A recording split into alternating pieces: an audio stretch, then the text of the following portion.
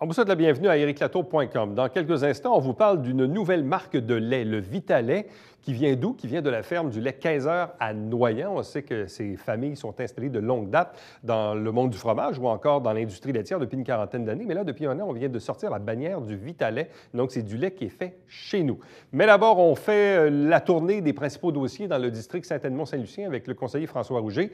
On parle bien sûr de l'avenir de l'aéroport.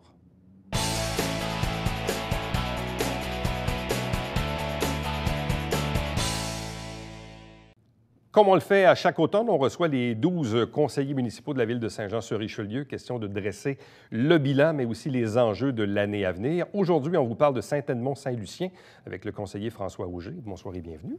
Merci, bonsoir.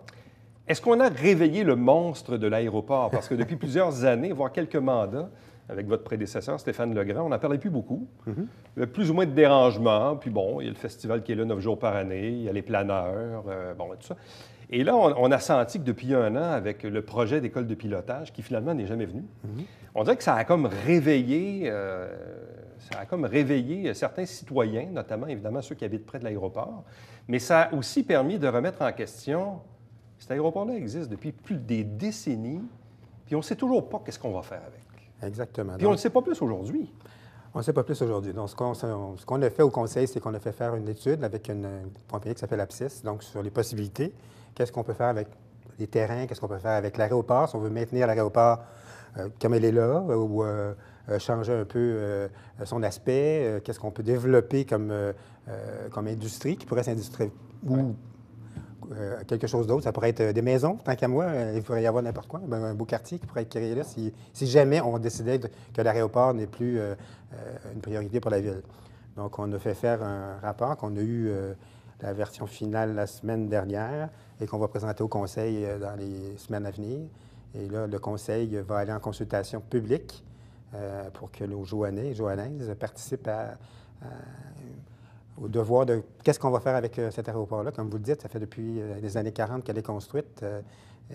D'année en année, on nous dit qu'on va faire quelque chose avec, puis on ne fait rien avec. Il faut prendre une décision et s'en aller d'un côté ou de l'autre. Bon, à l'occasion de la dernière séance publique du Conseil, début novembre, votre collègue Jean Fontaine de Saint-Eugène, ça fait la une du Canada français, dit, parmi les possibilités, il y en a une qui est d'éliminer 2 pistes sur 3. Ouais. La nouvelle, évidemment, est sortie. Mme Marcoux disait, qui était mairesse suppléante lundi dernier au Conseil, dit cette déclaration-là était une erreur. Il fallait pas... c'est beaucoup trop tôt dans le processus. Mais malgré tout, ce que je comprends, c'est que l'idée d'éliminer 2 pistes, ça fait partie des hypothèses. Absolument, absolument. Ça fait partie des hypothèses. Si vous regardez dans les aéroports régionaux qu'on a au Québec, la vaste majorité ont seulement une piste. Que ce soit à Beaumont, que ce soit à Drummondville, que ce soit Saint-Hyacinthe, que ce soit à Sherbrooke, que ce soit Trois-Rivières, il y a seulement qu'une piste.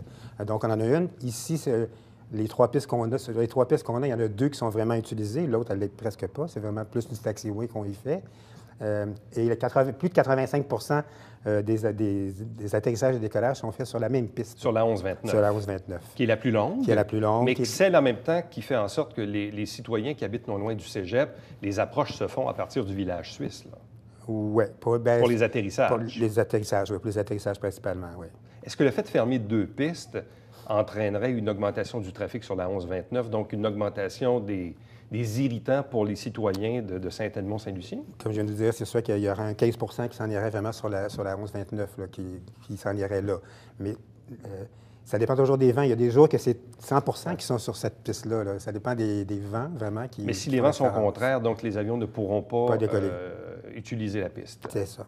C'est ça. Uniquement lorsque les vents sont favorables, oui, dans ce scénario-là. Dans ce scénario-là. Est-ce que le scénario de prolonger la 1129 est encore dans les cartons? Parce que quand on regardait dans les plans autrefois, le projet d'avoir un tunnel pour Grand-Bernier, et de l'autre côté, il y avait les terrains de Carrière-Ouimet, Carrière-Bernier, qui appartient à la famille Ouimet, où on pouvait prolonger la 1129 pour avoir quelque chose comme un 4000 pieds ou plus, là, pour être capable d'avoir certains avions pour attirer certaines industries. Présentement, dans les études qu'on a faites, il n'y a pas de prolongement de piste de prévu. Pour la simple bonne raison que c'est très coûteux et que ce n'est pas nécessairement rentable non plus. Donc, rapport, éventuellement consultation publique, pour ultimement prendre une décision. Absolument. Sur l'avenir. Oui, sur l'avenir. Ça coûte combien, ça rapporte combien, l'aéroport? Bien, écoutez, essentiellement, l'aéroport, l'entretien, c'est environ 500 000 par année. Donc, on parle de déneigement, on parle de resurfaçage, il faut quand même entretenir les pistes. Électricité, etc. Il y a juste la 1129 qui est éclairée aussi. Les autres pistes ne sont pas éclairées. Ça rapporte à peu près 100 000 par année. Donc, ça nous coûte... ça coûte 400 000 par année. À peu près. Maintenir l'aéroport. Oui. Maintenir l'aéroport. Puis, il faut comprendre aussi que ce qu'on a à l'aéroport ici à Saint-Jean, ce sont des... J'allais dire des vacanciers, ce ne sont pas des vacanciers, mais c'est pour le plaisir. Ce sont des avions de plaisir. Il n'y a pas personne qui vit de son avion à l'aéroport, qui fait...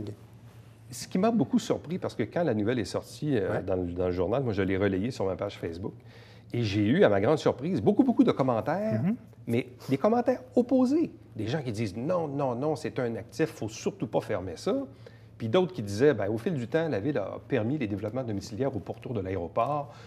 Puis les gens veulent avoir une tranquillité, puis même dans certains cas, certains disent, regardons, fermons l'aéroport, puis ça sera terminé. Je n'ai pas entendu beaucoup de fermer l'aéroport. J'ai entendu beaucoup, on peut peut-être contrôler c'est quoi qui s'y fait.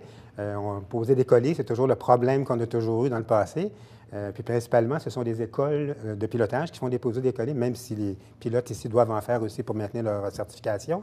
Mais comme on n'a plus d'écoles, ce sont tous des écoles des avions qui viennent d'ailleurs, qui viennent faire déposer des colis ici. Donc, on a eu un gros problème au printemps avec les hélicoptères. Là, ça a été vraiment problématique pour le quartier. Est-ce que vous vous attendez à une décision du présent conseil, donc avant les élections ou après les élections? Parce que ça risque même, à la limite, d'être un enjeu électoral. Oui. Personnellement, je crois qu'on va avoir une décision avant les élections. C'est ce qu'on planifie présentement. Donc, de prendre une décision là, au printemps, mars-avril. Dans ces périodes-là, la consultation devrait être terminée, puis on devrait avoir une décision. Alors, c'est notre plan de match pour l'instant. Et vous en pensez quoi, personnellement? Le pire, c'est que vous n'habitez pas très loin. Là. Vous, les avions, je suis riverain. Et vous êtes pas mal riverain. Là, ils passent au-dessus de chez vous. Là. Oui. Bien, moi, j'ai toujours dit que ça ne m'a jamais vraiment dérangé, l'aéroport en tant que tel, le bruit. Mais bon, moi, je travaille, je suis toujours à l'extérieur, ou presque. Mes enfants sont à l'école où ils travaillent. Dans la maison, le jour, il n'y a pas grand monde. C'est la fin de semaine non plus. On n'est pas souvent là. Ça m'a jamais... Puis en plus, moi, je suis vraiment au sud. Donc, les vents, comme si les vents sont dominants d'ouest, c'est plus vers le nord du séminaire, par exemple, qu'il y a du bruit. Ouais. Je pense que c'est un asset, qu'il faut garder quelque chose. Un aéroport, c'est important pour une ville de développement économique. Une des raisons pour laquelle Rheinmetall est venu s'installer ici, c'était parce qu'il y avait un aéroport. Donc, c'est important. Maintenant, il faut la gérer. C'est à la Ville maintenant, ça appartient à la Ville, c'est à nous à la gérer puis à faire les règles qui vont faire qu'on va avoir une paix sociale à l'entour de l'aéroport. Bon, non loin de l'aéroport, il y a bien sûr le Cégep Saint-Jean-sur-Richelieu, avec lequel on a déjà connu dans le passé beaucoup de problématiques de stationnement ou de circulation. Il y a quand même des milliers d'élèves qui fréquentent l'établissement. Est-ce que c'est relativement tranquille? Est-ce qu'on a une paix sociale relative? On a fait beaucoup de prévention. Donc, dès le début du cégep, il y a des annonces qui sont affichées partout sur les télés au cégep pour dire, écoutez, là, vous avez tant d'heures de stationnement, soyez vigilants. On avait toutes sortes de choses, les gens qui jetaient des détritus dans la rue, les verres de café, etc. Je vous dirais que cette année, ça a été une bonne année, ça a été plutôt tranquille. Au niveau de la circulation, on a encore un gros problème. Les gens qui traversent à pied, vis-à-vis du cégep, c'est un problème. On essaie de trouver une solution, soit mettre un feu de circulation pour piétons ou quelque chose du genre, mais il faut absolument régler ce problème-là. D'ailleurs, le citoyen Normand Fauché vient souvent au conseil pour dire comment ça n'a pas d'allure, les piétons, les cyclistes et les voitures sur séminaire, intersection Montcalm, principalement. Où ça semble... Moi, évidemment, je ne suis pas dans ce coin-là le jour, donc c'est difficile pour moi d'évaluer, mais c'est vraiment une problématique de sécurité. Les gens évitent de prendre séminaire. Moi, le premier. Je vais reconduire mon gars à l'école et j'évite de prendre séminaire le matin tôt, à 7h30, 8h. C'est incroyable. Est-ce qu'un feu de circulation serait envisageable? Il faut faire quelque chose. On parlait d'un feu pour les piétons. Donc, tu appuies sur le bouton, puis au moins la lumière change. Il y a aussi maintenant beaucoup de jeunes qui utilisent le transport en commun. Donc, quand les autobus arrivent, ça devient problématique. Ils traversent. Il y en a beaucoup qui ne regardent même pas. Ils ne se permettent pas de regarder. Donc, il y a aussi de la prévention à faire. Là, parce qu'à la limite, on se dit, dans des établissements comme à l'hôpital ou encore à la polyvalente Armand-Racicot sur Pierre-Caisse, il y a des feux de circulation. Oui, ça pourrait aider. Ça pourrait aider, c'est sûr. Même en avant de Joséphine Dandurand, il y a une circulation aussi. Mais notre problématique est vraiment au niveau de Vanier. Vous savez comment la courbe est faite, etc. Il faut vraiment refaire repenser une géographie physique là, de la rue à cet endroit-là. Puis c'est pas évident. Il y en a beaucoup d'espace pour faire un carrefour giratoire ou quoi que ce soit. Puis... Bon. Outre le cégep et l'aéroport, est-ce Ouais. qu'il y a d'autres enjeux dans le quartier, des enjeux d'infrastructure? Ouais. L'autre chose pour l'aéroport, ce qu'il faut comprendre aussi, c'est que nos infrastructures ne sont plus suffisantes. Surtout, la majorité des gens ne le savent pas, mais le boulevard Timinaire est construit sur un ruisseau. Ouais. Donc, vous avez une conduite d'égout de 10 pieds. Ouais. Et quand il y a des grosses pluies, elle est pleine. Donc, tout le secteur à partir de, si vous prenez industriel, etc., se déverse vers Séminaire. Donc, il n'y a pas de possibilité pour, par exemple, s'en aller plus loin à Saint-Eugène. Donc, on va commencer cet été. En fait, au printemps, il va y avoir deux collecteurs qui vont être construits, un sur Vaudreuil et un sur Frontenac, dans la partie... pas Saint-Eugène, la partie, pas de côté de Saint-Edmond. Ouais. Ensuite de ça, là, ce qu'on est en train de faire, c'est de faire un tuyau qui va partir de Saint-Michel et qui va s'en aller jusqu'à l'aéroport, justement, en arrière de l'aéroport, un tuyau une conduite. Est-ce qu'on a encore des problématiques d'inondation dans Saint-Lucien? On n'en a pas eu beaucoup cet été parce qu'il a fait très chaud et très sec, mais on pourrait en avoir. On pourrait en avoir. On pourrait en avoir. Donc, c'est ça qu'on veut éviter, là, c'est de régler ce problème-là une fois pour toutes. Donc, ça va aller probablement en 2018 qu'on va commencer la canalisation. On a déjà passé les ententes avec les deux compagnies de chemin de fer. On s'en va en expropriation maintenant pour une partie. Et après ça, on va pouvoir, en 2018, passer les tuyaux. Bon, évidemment, il y a quelques années, on disait de vous, vous étiez un jeune conseiller. Oui. Là, 3 ans plus tard, vous devenez... Toujours jeune. toujours jeune, mais vous devenez un peu plus senior dans le travail. Oui. Parfois, on est rempli un peu de naïveté et tout ça. Avez-vous perdu vos illusions? Est-ce que c'est un peu comme vous pensiez? Non, je vous avais dit, moi, je ne m'étais pas fait de scénario. Je ne suis pas une personne qui fait ça. T'embarques, tu vois, tu étudies. Après ça, c'est sûr qu'il y a des journées que j'ai le goût de tout lâcher, de dire « Hey, bye-bye, j'ai d'autres choses à faire. » là. Mais de façon générale, j'aime beaucoup le travail. C'est sûr qu'avec 12 et 13 comités, ça fait occuper par semaine. Là, vous êtes sur l'exécutif, les finances, vous préparez le budget bientôt. Oui, une journée complète le jeudi. Là. Avez-vous dans l'intention de vous représenter? Oui, pour l'instant, oui. Je vais me représenter à moins de changements vraiment majeurs, mais mon idée est faite de me représenter. Et allez-vous le faire comme indépendant ou en équipe? Ça, j'ai aucune idée. Je ne suis pas rendu là. Après les fêtes, je vais laisser passer le temps des fêtes, puis après ça, je verrai où je m'en vais. Et là, les gens s'attendent, sans dévoiler de grands secrets, parce que le budget va être voté lundi, le 5 décembre. Mm-hmm. Est-ce que les gens peuvent s'attendre à avoir une augmentation de taxes qui va être à peu près fidèle au coût de la vie? Ah, je vous dirais que ça va être l'entour de 15 à 20 Oui, c'est ça. Non, c'est ça. Votre caméraman vient de tomber, là, c'est ça, oui. Non, c'est ça. Ouais. À peu près l'IPC Montréal, là, ça va dans ces eaux-là. Dans ces eaux-là, oui, absolument. François Auger, merci beaucoup. Ça me fait plaisir. À la prochaine. Restez avec nous, puisqu'au retour, on vous parle du lait, mais du lait qui vient de Noyant, de Vitalet, la famille Kaiser.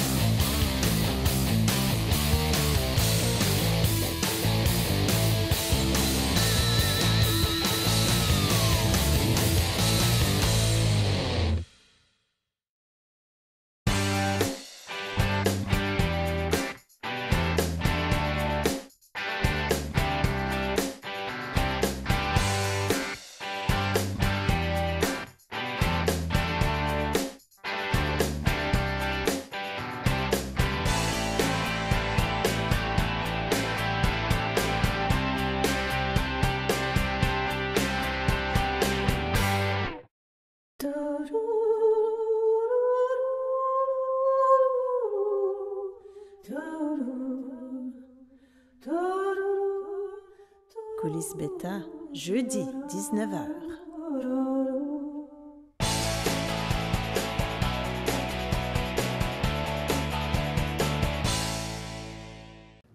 On vous parle de l'industrie laitière, l'industrie du lait et des produits. Il y a quand même de très, très gros joueurs actuellement, mais il y a aussi de plus petits joueurs qui veulent se démarquer et qui font changement. Et c'est le cas, moi, j'ai découvert ça pas plus tard qu'il y a quelques semaines à l'occasion de la boum de l'été ici à Saint-Jean-sur-Richelieu au mois d'août. Je suis arrivé à un kiosque et là, je vois Vitalet. Et là, je pose la question, c'est quoi ça, Vitalet? On dit, ben oui, ça vient de la ferme Lait Kaiser à Noyant. Je dis, ben oui, je connais la famille Kaiser et tout ça. Donc, je ne savais pas qu'on était rendu dans cette industrie-là et je voulais qu'on découvre ça ensemble. Je vous présente à l'instant Christian Kaiser. Bonsoir et bienvenue. Bonsoir. Donc, la ferme laitière existe depuis une quarantaine d'années. Oui. Mais Vita-Lait, ou le lait Kaiser, qui est le nom de la compagnie, c'est tout récent, ça n'a même pas un an, là. Ça fait 1 an qu'on a commencé. Ça faisait peut-être 5-6 ans que ça mijotait, qu'on pensait à quoi faire. Puis c'est ça, on voulait de quoi de local, amener un produit qui est local, puis amener un produit un peu différent pour une clientèle qui recherche quelque chose de différent. Puis c'est pour ça qu'on a été avec les vaches nourries sans OGM. Donc, pour se différencier, vous, parce que là, dans ça, je dis, tu sais, aujourd'hui, il y a les Natrelles de saumon des compagnies, des grosses méga compagnies. Comment on réussit à tirer son épingle du jeu? C'est en faisant, comme vous dites, nous, dans le fond, notre fenêtre, on va dire, tiens, sans OGM. Ça, c'est comme le point de départ pour vous? Oui, c'est le point de départ, c'est le sans OGM. On est en train de mettre le troupeau pour qu'il produise une protéine qui est plus digestible. Fait que il va y avoir du monde qui ne sont pas intolérants au lactose, mais il y a du monde qui sont intolérants à certaines protéines qu'il y a dans le lait. Puis il y a de la génétique qui ne contient pas ces gènes-là, qui contiennent des gènes qui sont plus digestibles.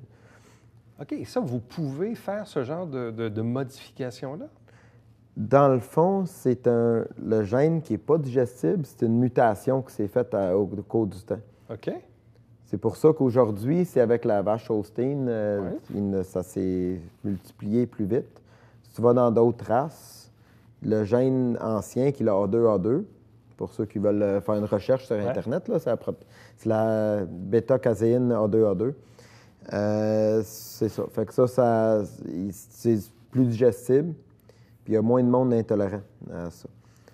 Est-ce qu'on est dans... Là, on parle d'intolérance parce que c'est drôle la question. Quand je suis allé à votre kiosque ici cet été, la première question que j'ai posée, puis vous aviez 2-3 produits en démonstration, j'ai demandé, avez-vous du lait sans lactose? Là, vous m'avez répondu non, parce que moi, chez nous, ma conjointe, les enfants boivent du lait sans lactose.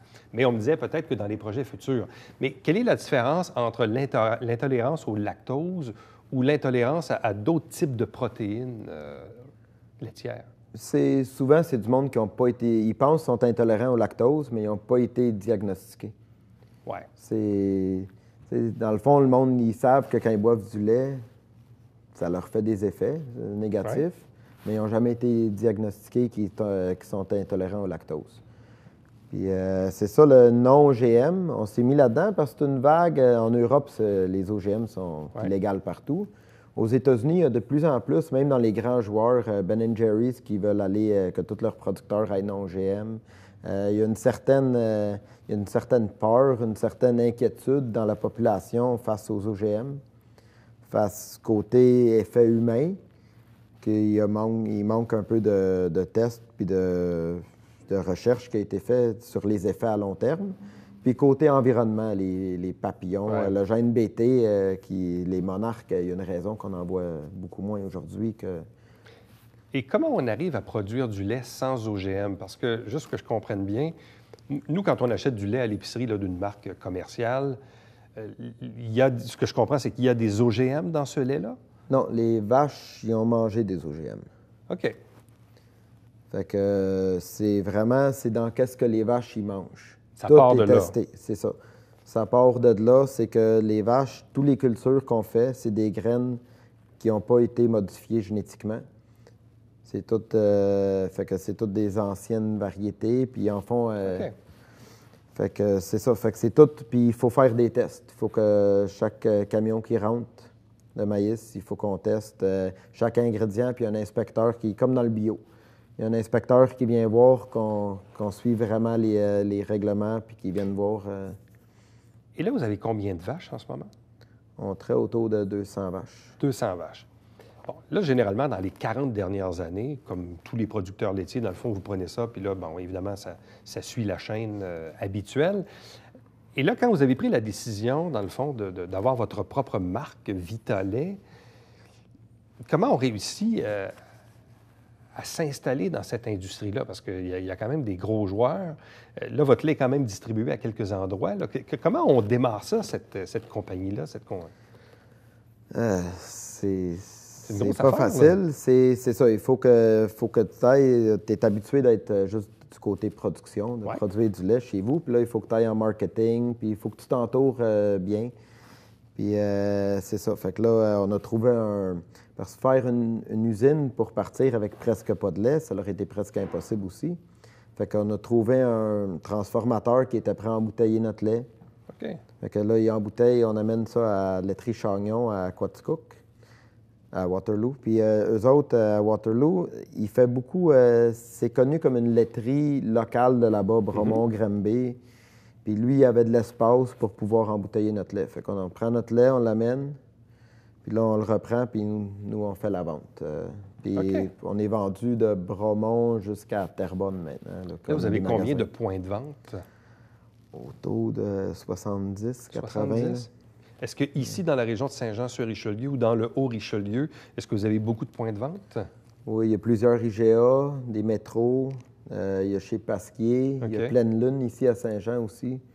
Il y a les fermes Guillon, ça, à côté À de Chambly. l'autoroute. Ouais. OK. Il y a plusieurs. Puis c'est plus facile de rentrer dans des boutiques spécialisées que dans les grandes chaînes. Oui, je présume, oui, Ça, c'est sûr. les boutiques spécialisées, ils cherchent ça un peu, là. Et là, vous avez quoi comme produit en vente actuellement?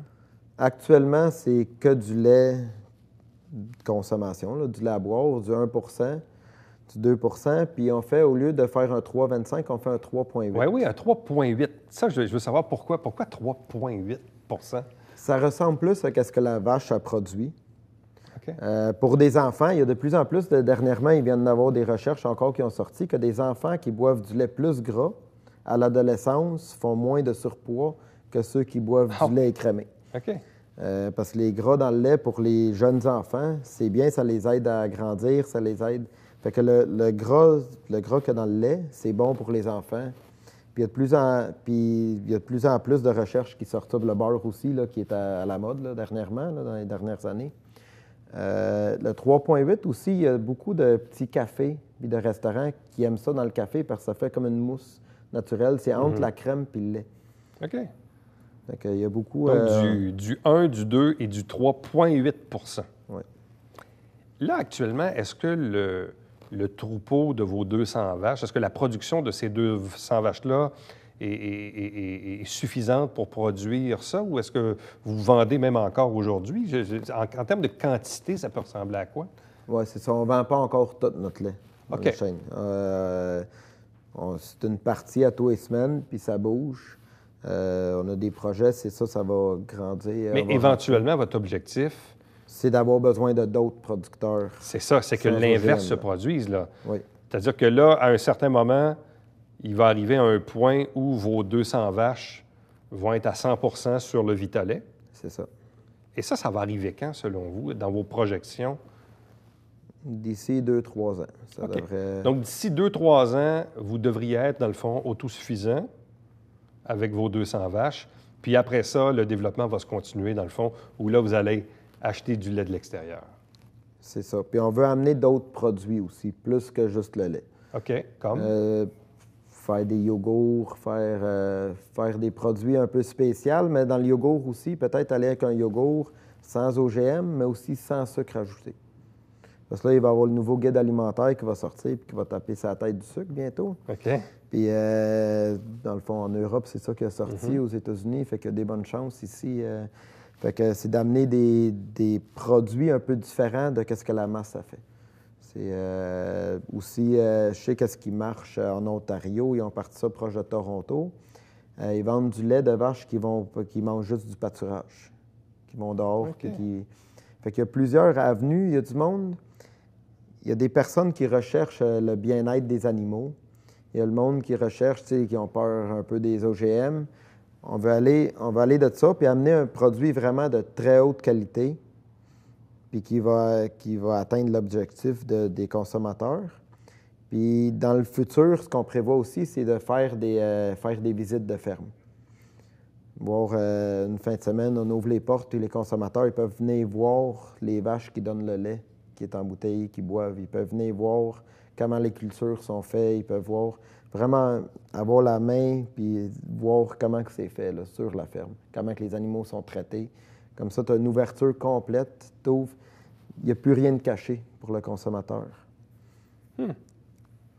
Parce que là, aujourd'hui, puis là, je ne suis pas très familier avec l'histoire des quotas et tout ça, mais dans le fond, est-ce que pour vous, ça devient ultimement plus avantageux comme entreprise familiale, puis visiblement, vous êtes de la nouvelle génération, de dire, bien, le lait qu'on produit, bien, on va l'embouteiller puis le vendre aux consommateurs plutôt que de l'envoyer aux producteurs habituels, là, comme...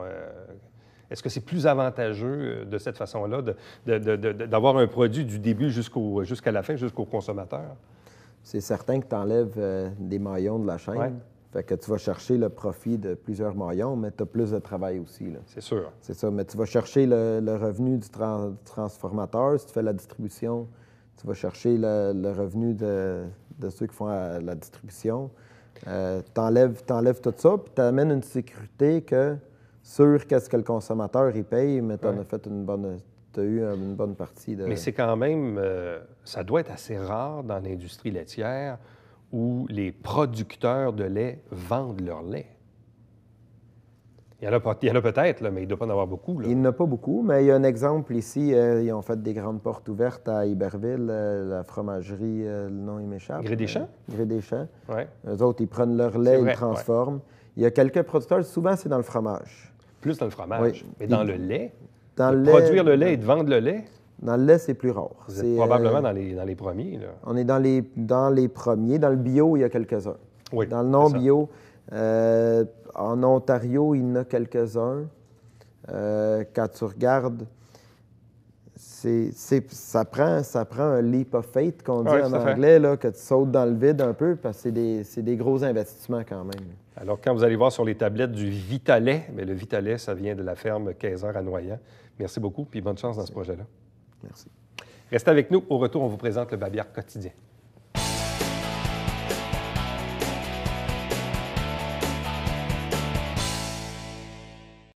Le 9 décembre, c'est le dîner de Noël organisé par l'AQDR du Haut-Richelieu, l'Association québécoise de défense des droits des retraités.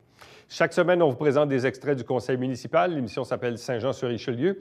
Et côté Télébingo, il y a des nouveaux jeux. Et cagnotte également pour l'édition du 4 décembre avec 4 000 $ en prix. Donc, c'est à ne pas manquer. Pour me joindre, Éric Latour en un mot à commercial tvhr9.com. À demain.